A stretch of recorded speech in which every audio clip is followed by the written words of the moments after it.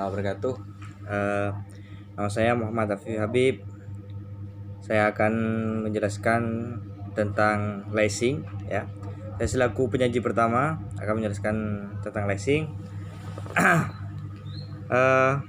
Apa itu lacing? Nah, lacing di sini memiliki arti dalam bahasa Inggris adalah lazy yang memiliki arti adalah menyewa. Nah, dalam bahasa Indonesia sering digunakan adalah leasing, yang bahasanya dalam Indonesia adalah leasing. Diistilahkan dengan sewa guna usaha atau barang dan lain-lain. Seperti itu. Yang disebut leasing adalah suatu akad untuk menyewa suatu barang dalam kurun waktu tertentu. Artinya dalam kurun waktu yang sama-sama disepakati oleh pihak leasing dan oleh pihak perorangan, seperti itu. Secara umum, leasing yaitu artinya equipment funding, yaitu pembiayaan peralatan barang modal untuk apa? Untuk digunakan pada proses produksi suatu perusahaan, baik secara langsung maupun tidak langsung, seperti itu. Kategori leasing itu dibagi menjadi dua, yaitu yang pertama adalah operating leasing, yang di sini dikatakan suatu proses sewa menyewa yang itu cuman diambil manfaatnya, cuman diambil manfaat barangnya ya, tapi itu kepemilikan barang itu masih dimiliki oleh pemberi sewa. Contoh, kita rental mobil, itu kita kepemilikannya masih milik orang yang merentalnya. Seperti kita merental kamera, itu kameranya kepemilikannya masih punya si perental. Nah, yang kedua apa? Financial leasing. Financial leasing di sini kita menyewa suatu barang. Di sini artinya menyewa suatu barang dan akhirnya adalah milik kita. Jadi bukan milik si penyewa lagi. Contoh seperti apa? Nah, tapi di akhir kalau kita tidak bisa melunasinya, nah kita itu tidak berhak untuk memiliki barang tersebut. Nah, contohnya seperti apa? Kita mengkredit mobil atau kita mengkredit motor dengan harga sekian, tapi kita sampai pertengahan kita tidak memiliki tidak bisa melunasi. Artinya pihak leasing itu berhak untuk untuk mengambil barang tersebut, untuk mengambil barang kita, seperti itu. Nah, kategori yang pertama yang saya katakan seperti yang tadi itu, yang disebut operating leasing itu sama seperti ijarah. Dalam konsep Islam sama seperti ijarah. Dalam ijarah itu pembiayaan leasing adalah akad penyaluran dan untuk memindahkan hak guna manfaat. Jadi kegunaannya manfaatnya ya. Misalkan seperti yang tadi saya katakan adalah rental mobil. Manfaatnya untuk apa? Untuk kita mengendarai, untuk bisa melintasi pulau kota ya. Itu manfaatnya yang dapat diambil. Nah, beda dengan yang kedua. Dengan yang tadi saya sudah sebutkan, financial leasing, yaitu adalah di sini juga disebut adalah akad jaroh muntahiyah bid'at tamlik. Nah, seperti itu. Yang kedua, itu adalah akadnya di akhir. Ketika kita sudah menyewa, akadnya yang di akhir. Itu yang termasuk dalam konsep Islam juga, seperti itu. Selanjutnya, mekanisme operasional leasing syariah, seperti itu. Apa mekanismenya? Nah, di sini ada dua macam ya, yaitu sewa guna usaha langsung yang disebut direct leasing. Apa yang disebut direct leasing itu?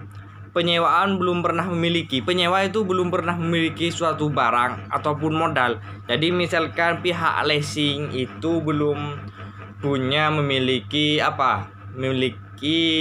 motor ya. motor atau mobil misalkan. Nah, itu untuk melakukan hal tersebut, kita sebagai pihak leasing misalkan itu menghubungi supplier untuk pengadaan adalah penjualan dan penyewaan kembali yang disebut di sini sell and leaseback seperti itu. Apa yang disebut sell and leaseback seperti itu? Dalam hal ini penyewa itu menjual kembali kepada perusahaan leasing seperti itu. Agar apa? Agar sesudahnya itu akan disewa kembali dari penyewa, dijual ke perusahaan leasing, terus dari leasing itu disewakan kembali seperti itu. Nah, sama halnya seperti kita mengkredit motor ya. Mengkredit motor misalkan bayarnya kita tidak mencapai separuh harga, itu akan ketika motor itu hilang, kita tidak akan menerima motor kembali dari leasing, tidak akan dari asuransi tersebut. Nah, beda dengan kalau kita sudah kredit motor tapi sudah lebih separuh ya, yang kita setorkan uangnya itu sudah melebihi dari 50% misalkan. Itu ketika motor kita hilang, kita akan diganti. Selanjutnya, bagaimana cara kita untuk mengetahui mekanisme operasional lembaga sewa guna? Seperti itu. Yang pertama adalah lesi bebas memilih dan memutuskan peralatan ya, dan memutuskan peralatan yang dibutuhkan. Sesudahnya, setelah kita memilih, misalkan kita mau kredit di Honda misalkan ya, Mitra Siti Agung misalkan, kita memilih mana yang kita butuhkan, misalkan Vario misalkan ya.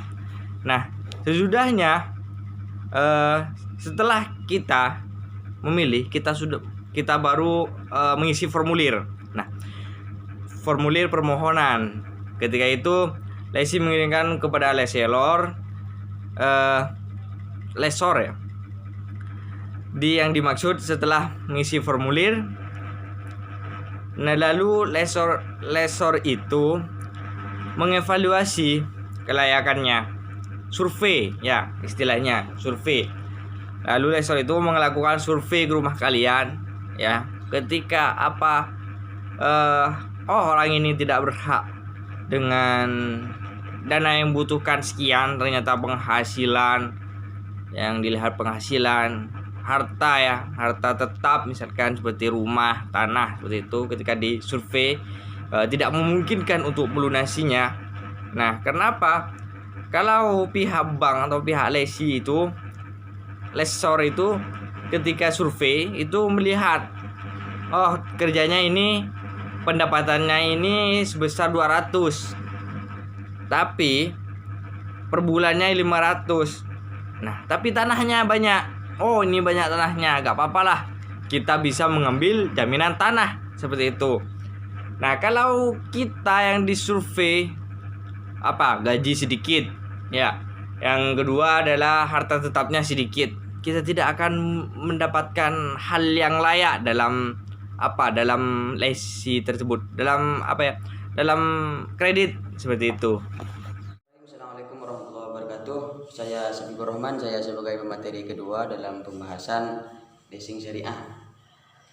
Di sini saya akan menjelaskan skema atau pihak-pihak yang terkait dalam leasing syariah, dalam transaksi leasing. Yang pertama yaitu lesor. Lesor yaitu pihak perusahaan yang menyewakan barang sebagai pemberi sewa. Jadi lesor merupakan sebuah perusahaan yang menyewakan barang sebagai pemberi sewa. Kemudian yang kedua itu lesi. Siapa lesi? Yaitu pihak pengguna yang wajib membayar sewa. Jadi lesi itu adalah pihak pengguna. Kemudian yang ketiga yaitu kreditur. Kreditur di sini sebagai pihak loan partisipan, biasanya di sini terdiri dari lembaga keuangan seperti bank, perusahaan asuransi dan lain-lain. Kemudian yang keempat yaitu supplier, yaitu penjual dan pemilik barang yang disewakan. Itu supplier, penjual dan pemilik barang yang disewakan. Kemudian poin E, perbedaan leasing syariah dengan leasing konvensional. Dalam aspek kerangka hukumnya, di sini dalam leasing syariah mengacu pada hukum syariah dan hukum positif, sedangkan dalam bank konvensional hanya mengacu pada hukum positif saja. Kemudian dalam konsep isi perjanjiannya, dalam leasing syariah di situ dijelaskan segala biaya yang akan dikeluarkan, baik dari biaya operasional, dari biaya modal, margin, asuransi, administrasi dan lain-lain, itu dijelaskan secara terperinci. Sedangkan dalam leasing konvensional itu tidak dijelaskan secara terperinci. Yang dijelaskan tapi mungkin hanya sepintas-sepintas saja seperti itu.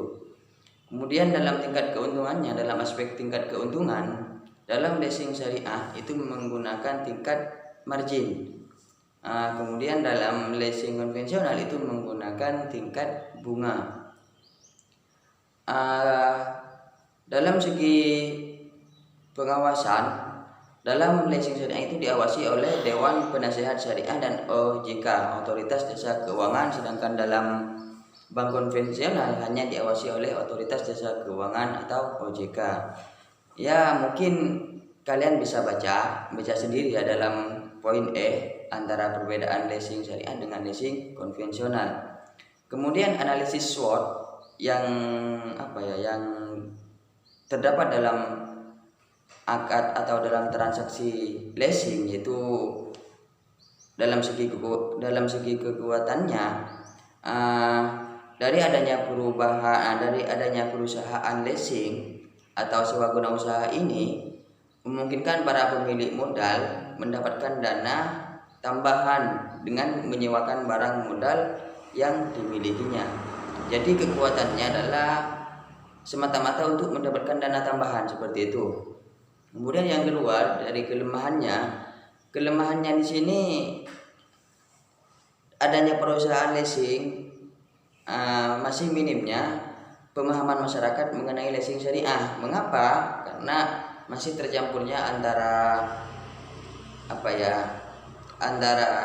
leasing syariah, antara pemahaman leasing syariah dengan leasing konvensional seperti itu. Kemudian tantangannya, karena dalam kelemahannya di sini masyarakat minim dalam pemahamannya, maka tantangannya dalam poin ketiga di sini dianjurkan untuk bersosialisasi kepada pihak umum agar masyarakat lebih banyak mengetahui tentang leasing syariah seperti itu. Jadi tantangannya harus bersosialisasi seperti itu. Kemudian peluang, dengan adanya perusahaan leasing syariah yang berkembang di Indonesia membuat masyarakat yang ingin memiliki sesuatu yang bukan jasa bisa terwujud seperti itu. Dalam Indonesia, negeri Indonesia ya, dalam kota kita semua, dalam Indonesia leasing syariah di sini masih sedikit. Nah, jadi mungkin kebanyakan leasing konvensional. Maka dari itu anjuran dari saya sebagai materi, ketika kita ingin menyewa sebuah atau sesuatu barang yang bersifat mahal dan sebagainya, intinya ketika kita ingin menyewa barang, anjuran saya sewalah dalam bank syariah seperti itu. Mengapa? Karena sudah jelas dari beberapa perbedaan yang saya jelaskan tadi. Yang pertama yaitu dalam aspek hukumnya, dalam segi pengawasannya itu sudah diawasi oleh Dewan Penasehat Syariah dan OJK seperti itu. Ya, mungkin hanya itu dari saya, kurang lebihnya mohon maaf. Assalamualaikum warahmatullahi wabarakatuh.